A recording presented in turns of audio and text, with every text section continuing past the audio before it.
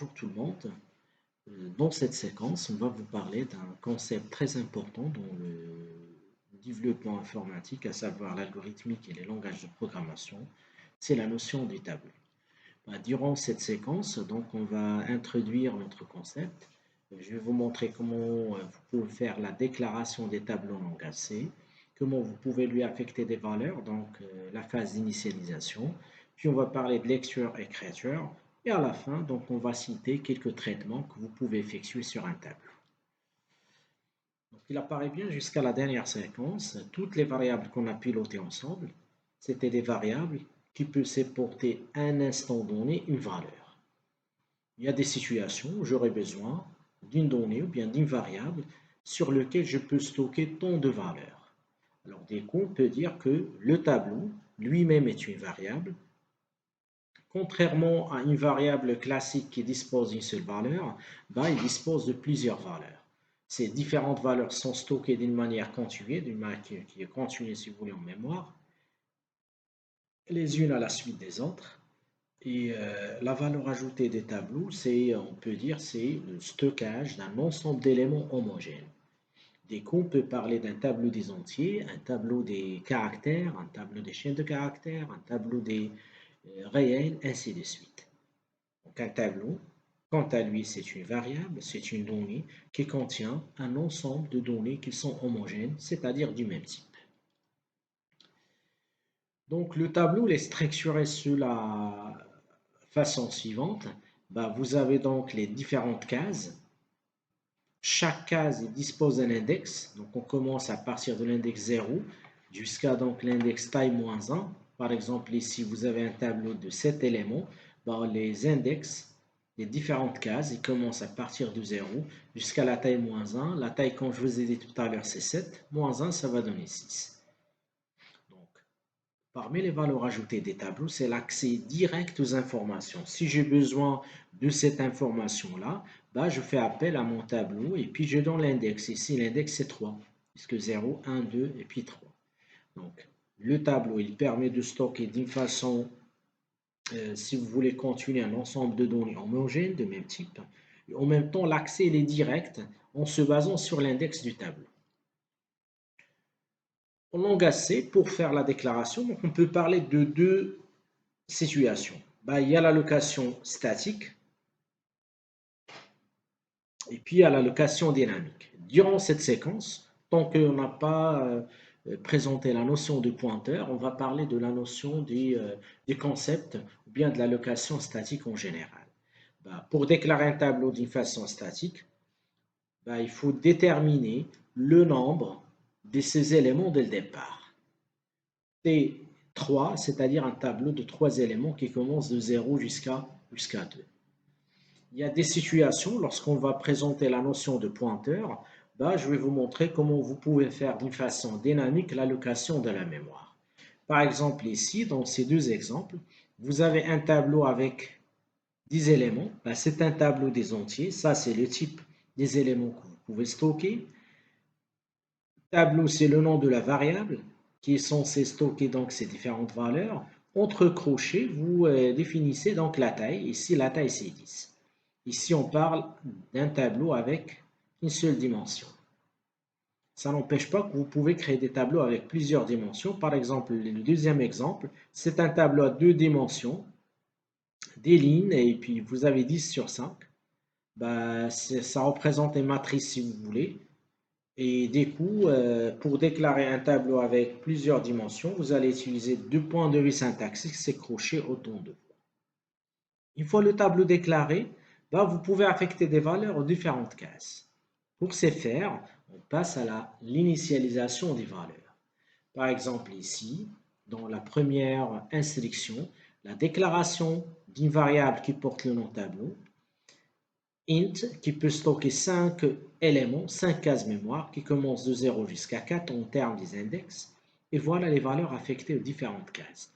1 il sera affecté à la case 0, indexé par 0, 5 pour la case indexée par 1 et 9 pour la case indexée par 4. Ici, si vous voyez bien à la différence en termes de la deuxième instruction, c'est qu'on n'a pas mentionné la taille. Donc implicitement, votre compilateur il va compter le nombre d'éléments, va tenir en compte que notre tableau dispose de 5 éléments.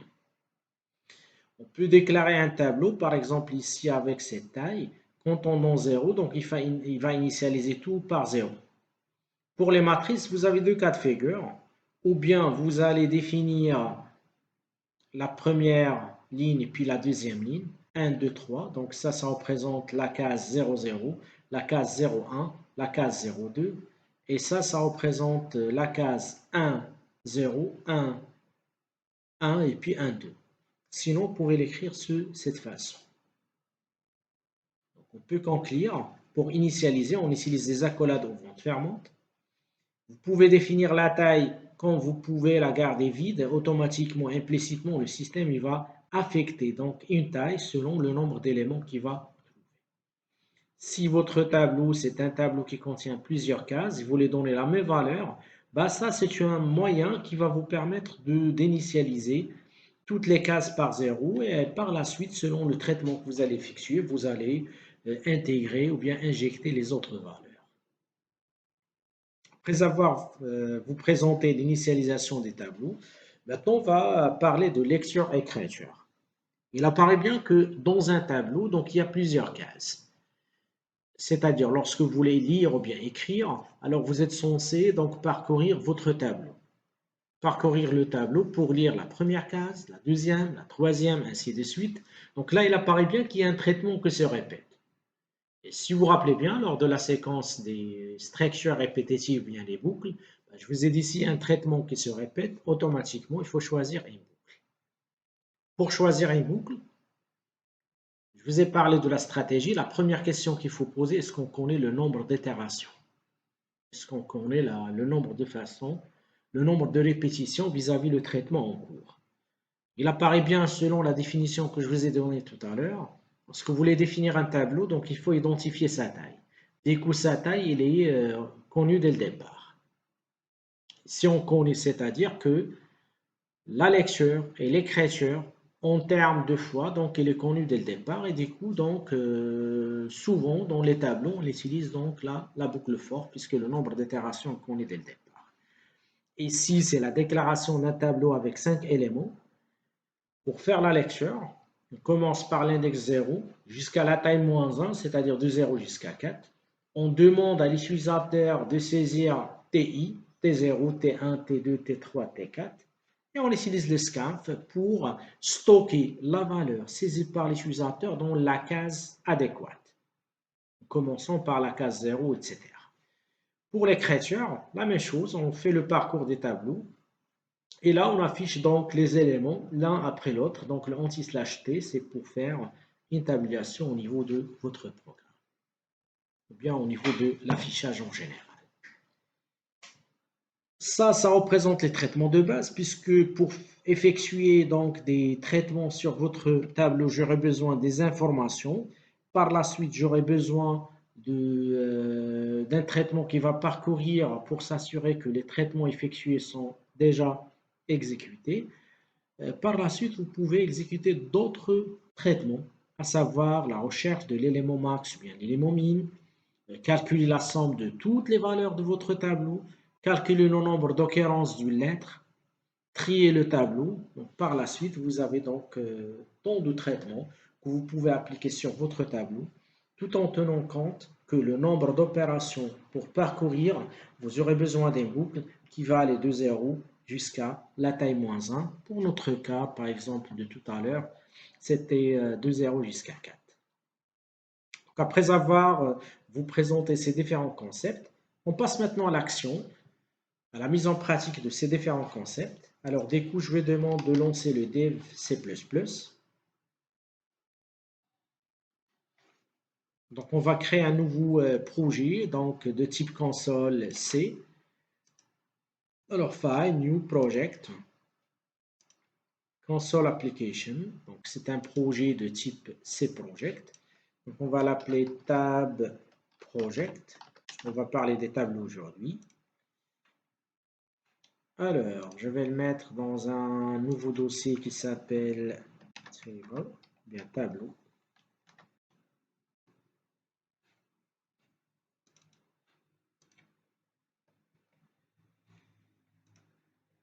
Déclarer un tableau, je commence par le type comme la déclaration d'une variable, int, tab 1, je peux définir la taille, 5 par exemple, je peux faire l'initialisation à titre d'exemple, par exemple 1,5, 8, 0, 3.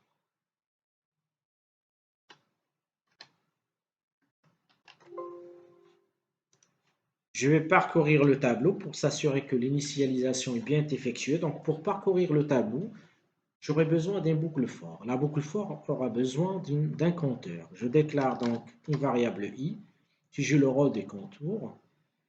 Alors, for i allant 2. Donc je commence à partir de quelle valeur? Oui, dans tous les langages de programmation, donc le premier index c'est 0. I est inférieur strictement à la taille qui est 5 et plus. J'ouvre les accolades. Et là, je vais afficher avec printf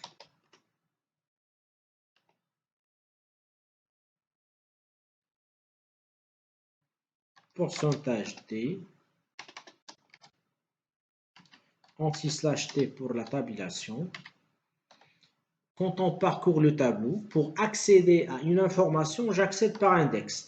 Tout à l'heure, on a déclaré donc le i pour que je puisse utiliser donc les index de 0 jusqu'à 4. Alors ici, je mets la valeur i. Du coup, donc il va parcourir. Au départ, donc il va m'afficher le tab 1, 0. Et il faut qu'il m'affiche le 1. Par la suite, le tab 1.1, etc. Donc je recompile, je réexécute. Alors, le système m'a signalé un problème. Donc, il y a le point-virgule qui manque. Je l'ai oublié tout à l'heure. Donc, j'ajoute le point-virgule, j'enregistre, je relance l'exécution. Et là, je me demande de remarquer. Le compilateur a pu initialiser donc une variable tab1 avec 5 éléments, avec 1, 5, 8, 0, 3. Et par la suite, j'ai demandé au système de parcourir à partir de mon programme le tableau de la première case jusqu'à la dernière. À chaque fois qu'il trouve une case, donc il va m'afficher donc la valeur de la case. Alors, on va tester l'autre, puisque tout à l'heure, je vous ai dit que le fait de, lorsque vous faites l'initialisation, le fait de mentionner la taille, c'est facultatif. On va enlever donc la taille, j'enregistre, je recompile et puis je réexécute. Et là, je vais demander de remarquer que le compilateur a identifié la taille en se basant sur le nombre d'éléments qui se trouvent au niveau de l'initialisation. Du coup, il nous a affiché donc la valeur 5. Une autre chose très importante, c'est posons que par erreur, vous avez mis i commence par 0, il va se terminer jusqu'à 5. On va voir le système, comment il va se comporter. Alors là, une fois qu'on exécute, alors je vais demander de remarquer, il a fait le parcours des différentes valeurs, 1, 5, 8, 0, 3. Et pour la case qui ne se trouve pas, donc automatiquement, il a affecté la valeur 0.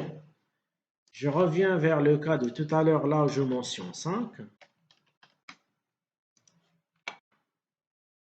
Et là, donc, je vous demande de remarquer que dans toutes les situations, en langage, il y a des langages de programmation qui vont déclencher un bug, donc une exception, sorte dépassement de capacité des tables.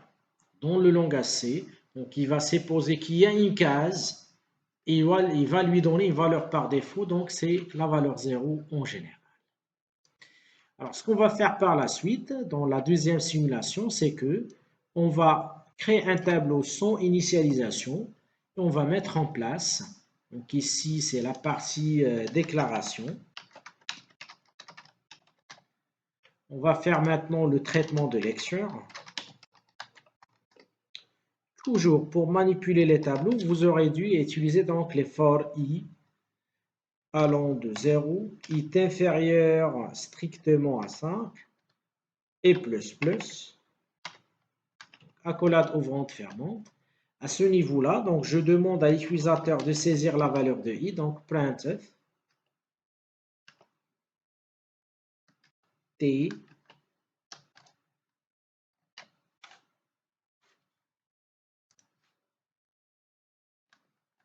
de i, c'est pourcentage D, comme décimale. Et là, donc, j'aurais dû faire des points, virgule, je mets la valeur de I. Je demande à l'utilisateur de saisir T0, T1, T2, etc. Et pour récupérer, comme toujours, c'est Scanf qui supporte deux paramètres, le format, pourcentage D, et puis l'adresse mémoire. Donc, j'aurais dû faire E commercial, tab 1,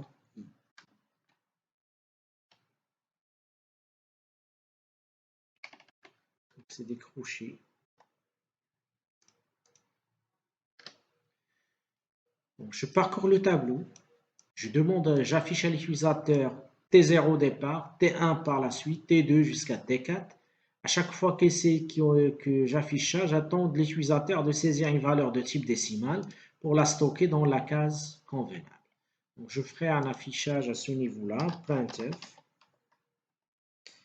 anti/n, lecture, anti/n, et j'aurais dû faire la même chose à ce niveau. Donc ici, c'est surtout, je parle d'écriture. J'enregistre, je recompile, je réexécute. Alors là, il manque le point virgule. Je recompile, je réexécute. Et là, je me demande de remarquer. Il me demande le T0, je donne 6 par exemple. Par la suite, il va demander T1, il va demander T2, T3. Et puis par la suite, le T4, c'est la dernière valeur. Une fois que la lecture s'effectue en se basant sur cette boucle qui va aller de 0 jusqu'à 4, bah, il apparaît bien que la première case, quand j'ai demandé l'écriture, la première case elle contient la valeur 6, la deuxième case elle contient la valeur 1, ainsi de suite. Et comme ça, donc j'ai arrivé à effectuer donc, les deux traitements parallèles, à savoir la lecture et puis l'écriture. Donc, le deuxième traitement qu'on va faire maintenant, ici, pour garder un commentaire, c'est l'écriture. Donc, on va passer à la recherche élément max. J'affiche déjà le même message. C'est seulement pour rendre l'exécution lisible si vous voulez.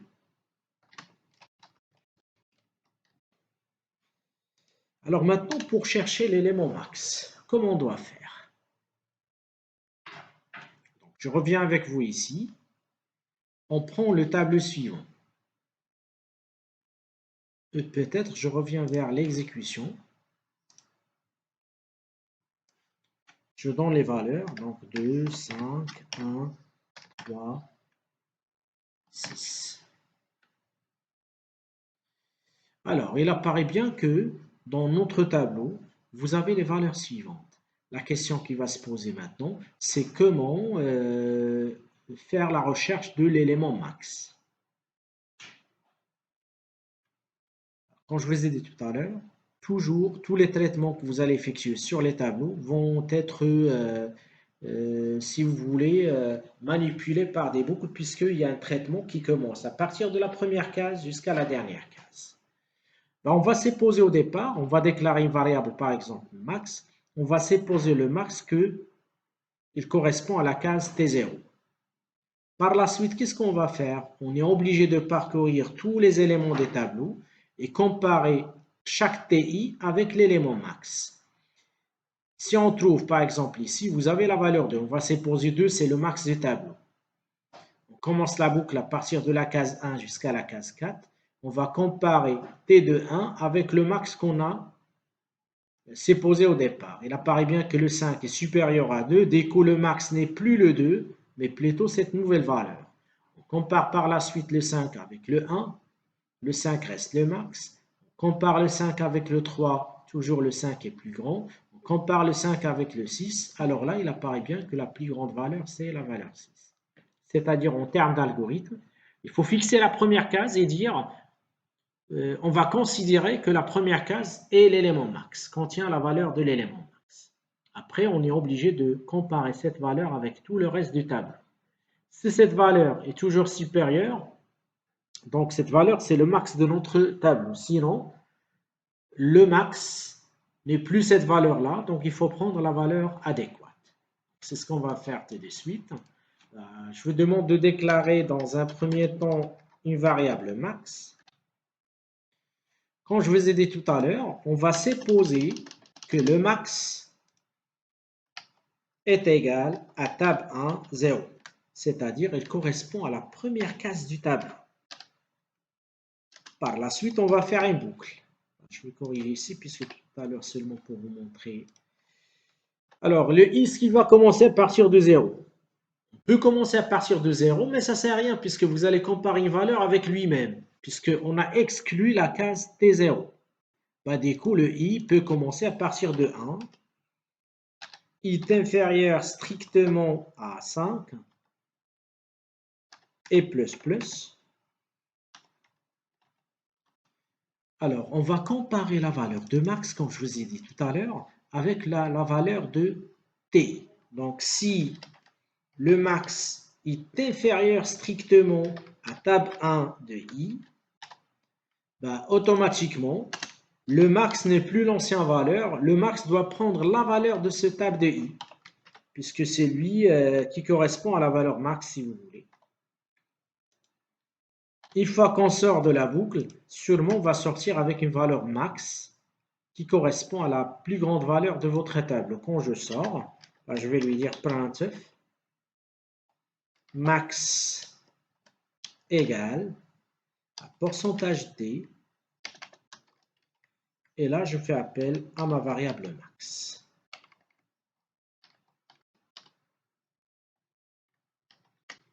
Alors j'enregistre, je recompile, je réexécute, je donne des valeurs 5, 8, 9, 1 et puis 6.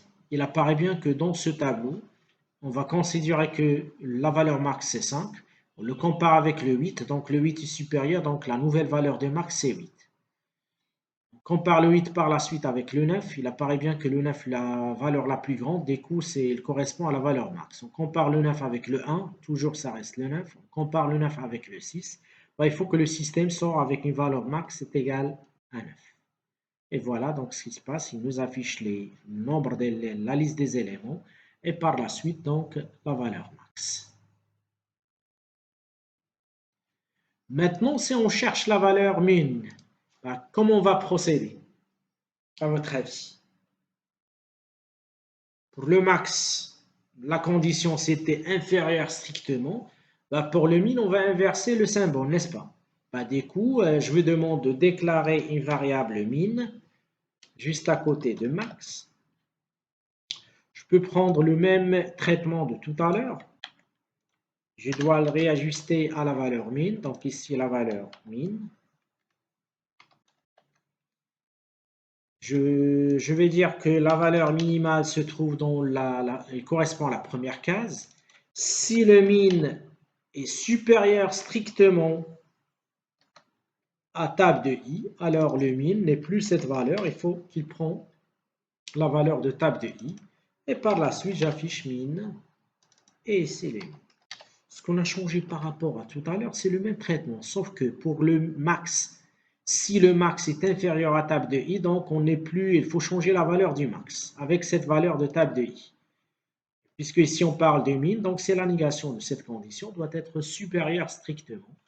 On réexécute notre programme. Après avoir recompilé bien sûr 5, 0, 3, 7 et puis 1. Alors on sort avec une valeur max qui est égale à 7. Et une valeur min qui est égale à 0. Le dernier traitement que je vous ai montré durant cette séquence, supposons que vous avez un tableau et vous voulez donc calculer le nombre de tous ces éléments. Vous avez un tableau et vous voulez donc calculer le nombre de tous ces éléments. Bien la somme si vous voulez. Alors il faut parcourir le tableau. Il faut donc utiliser une variable somme qu'on va initialiser par la valeur 0. À chaque fois que je parcours le tableau, cette variable somme, c'est l'ancienne valeur plus la valeur de tab de i. On déclare déjà une variable qui porte le nom somme. Donc ici, j'aurais dû faire la chose suivante. Donc ici, c'est calculer somme des valeurs.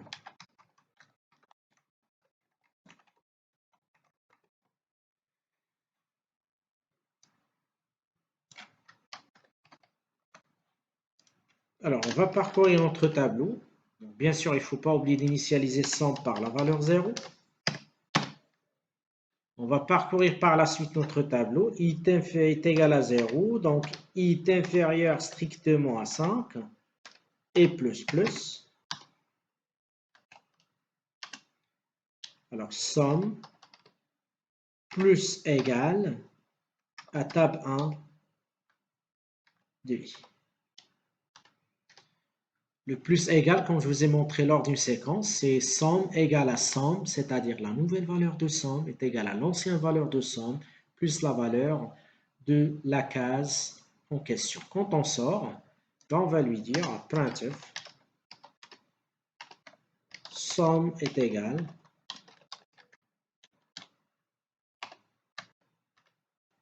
pourcentage D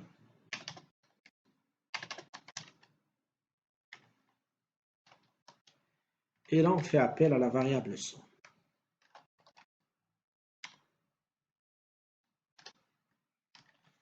Je recompile et je réexécute. Je donne les différentes valeurs. Et là, donc, il va calculer, il va chercher l'élément max, c'est 9, l'élément min, c'est 2. Et pour la somme, donc, vous avez 14, vous avez 16, plus donc 4, ça donne 20, plus 3, ça donne 23. Et du coup, donc, on y est arrivé durant cette simulation de vous montrer donc, les différents traitements que vous pouvez appliquer sur un tableau, sachant que le type de tableau qu'on a utilisé, donc, c'est de l'allocation statique, puisqu'on connaît la taille dès le départ. Bah, une fois qu'on expose la notion du pointeur, on va revoir qu'il y a une méthode qui porte le nom malloc qui permet de faire l'allocation dynamique de la mémoire. Si vous avez des questions, n'hésitez pas de les poster en dessous de la vidéo. Je veux remercier et à la prochaine.